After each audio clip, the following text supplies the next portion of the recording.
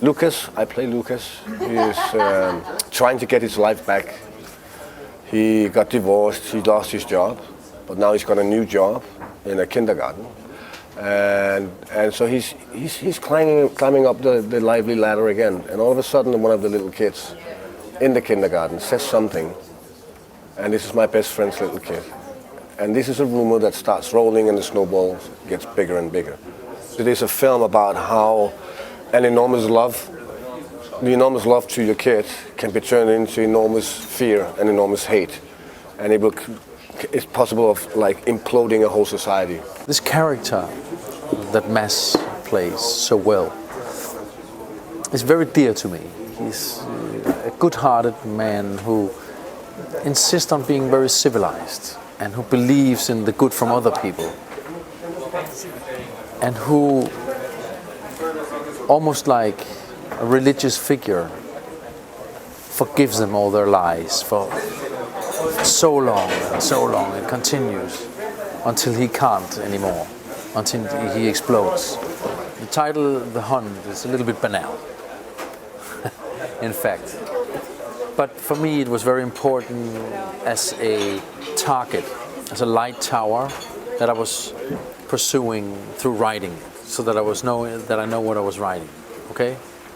And then it grew in to become a part of the identity of this whole film.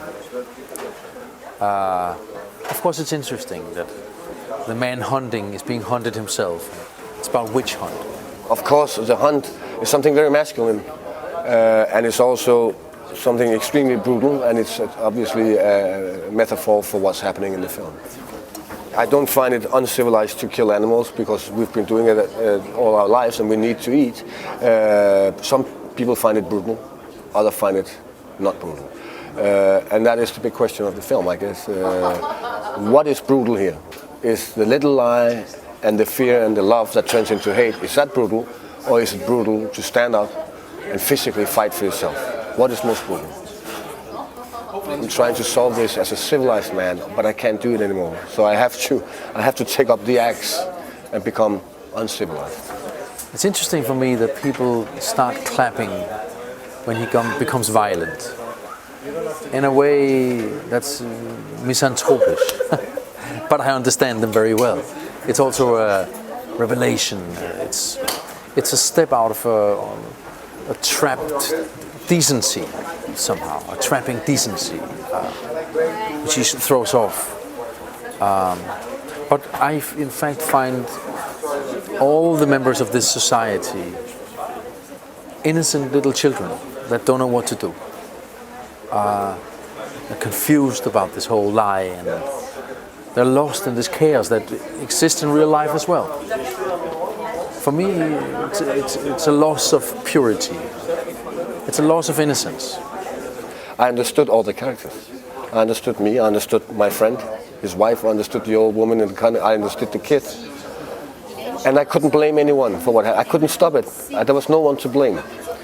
And that was interesting. I thought that was very, very interesting to work with a script where there are nobody who did the wrong thing, but they did the wrong timing maybe. Does it seem to me like a Vinterberg film? Well, I think that he has been doing a lot of different films. Well, the most famous until now, at least, is Festen, Celebration. But he has also done films before and film after. And I think they have, you can see Thomas in all the films, but they have little different touches every time. So I can see Thomas in here, but I also think there's something new in it. I think maybe this has more, maybe a little bit more gravitas, a little bit more weight. Hopefully.